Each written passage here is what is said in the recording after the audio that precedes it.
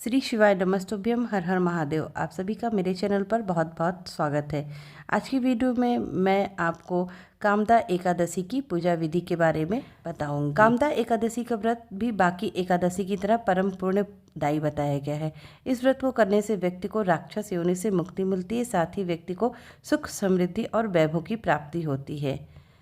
कामदा एकादशी तिथि का आरंभ 18 अप्रैल को शाम 5:32 पर होगा और 19 अप्रैल को रात 8:05 पर एकादशी तिथि समाप्त होगी। तो ऐसे में कामदा एकादशी का व्रत 19 अप्रैल को ही रखा जाएगा। इस दिन भगवान विष्णु के साथ माता लक्ष्मी जी की भी उपासना की जाती है। कामदा एकादशी को फलदा एकादशी भी कहा जाता है। अब आइए जानते हैं कामदा एकादशी की सरल पूजा विधि के बारे में। सबसे पहले आपको पूजा के लिए एक पूजा की चौकी रखनी है और उसके ऊपर आपको पीला वस्त्र बिछा देना है। तिल तथा पुष्प का आसन देते हुए हम भगवान गणेश जी, लड्डू गोपाल जी, विष्णु भगवान, एकादशी महात्म्य की पुस्तक, गौ माता और दीपक को हम विराजमान कर देंगे। यहाँ पर मैंने पहले से ही सबको विराजमान कर दिया है और फूलों का हार पहना दिया है। अब हम पूजा आरंभ करेंगे।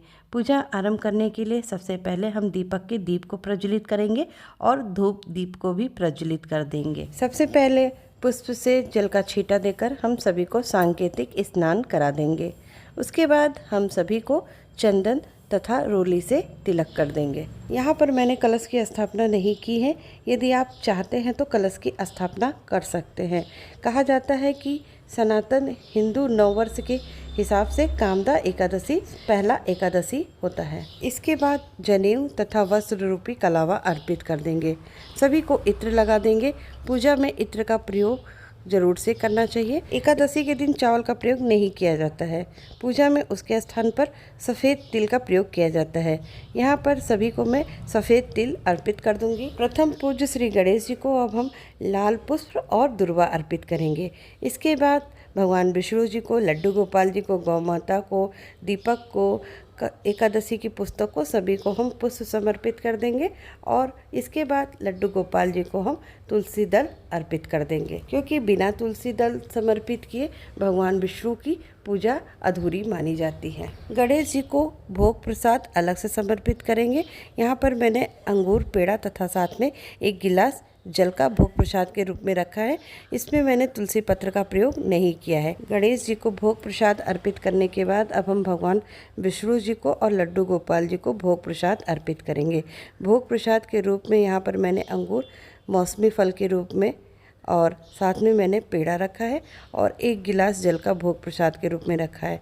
सभी में तुलसी पत्र जरूर रख देंगे, तभी संपूर्ण भोग माना जाता है। हिंदू धर्म में हर एकादशी का विशेष महत्व होता है। हर महीने 2 एकादशी आती है। ऐसे में साल भर में कुल मिलाकर 24 एकादशी होती है। चैत्र माह के शुक्ल पक्षी एकादशी तिथि को कामदा एकादशी का व्रत रखा जाता है। इस एकादशी के दिन भगवान विष्णु जी को लौंग का भोग जरूर से लगाना चाहिए। बाद में इस चढ़े हुए लौंग के प्रसाद को आप अपने प्रयोग में ले सकते हैं। हाथ में थोड़ा सा तिल तथा पुष्प लेकर हम एकादशी की कथा को पढ़ेंगे या सुनेंगे। ऐसी मान्यता है कि इस व्रत को रखने से व्यक्ति को सभी दुखों से मुक्ति मिलती है, साथ ही व्यक्ति को सुख, समृद्धि और वैभव प्राप्ति होती है। ऐसा कहा जाता है कि एकादशी के व्रत को रखने से व्यक्ति को राक्षस की योनि नहीं प्राप्त होती, बल्कि मोक्ष मिलता है। कथा पूरी होने के बाद तिल तथा पुष्प को हम भगवान श्री हरि के चरणों में अर्पित कर देंगे। उसके बाद हम छोटा सा हवन करेंगे। हवन हम गुड़ तथा तिल से करेंगे। आप इस दिन भगवान विष्णु के मंत्रों का जाप करते हुए 5, 7, 9 आहुतियाँ जरूर से दें। आज के दिन भगवान विष्णु के विष्णु सहस्त्र नाम का पाठ करना चाहिए और 108 ओम नमो भगवते वासुदेव का जप करना चाहिए। इसके बाद हम भगवान की आरती करेंगे। आरती सबसे पहले भगवान गणेश जी की करेंगे, लड्डू गोपाल जी की करेंगे, विष्णु जी की करेंगे, माता लक्ष्मी जी की करेंगे। आरती संपन्न होने के बाद हम आरती का 3 बार आचमन कर देंगे और अपने सामर्थ्य के अनुसार भगवान के चरणों में दक्षिणा समर्पित कर देंगे। दक्षिणा समर्पित कर देने से हमारी पूजा में यदि कोई कमी रहती है तो वह पूरी हो जाती है। इसके बाद हाथ जोड़कर हम प्रभु से प्रार्थना करेंगे कि हे भगवान, हमारे द्वारा कोई गलती हुई हो तो आप उसको क्षमा कर दें और हमारे परिवार के ऊपर अपनी कृपा दृष्टि हमेशा बनाए रखें। तो इस विधि से हमारी कामदा एकादशी की सुबह की पूजा विधि यहाँ संपन्न होती है।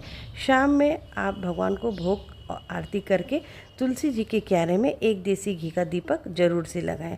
ऐसा तो प्रत्येक एकादशी में करना चाहिए, तुलसी जी के क्यारे में हमें दीपक लगाना चाहिए।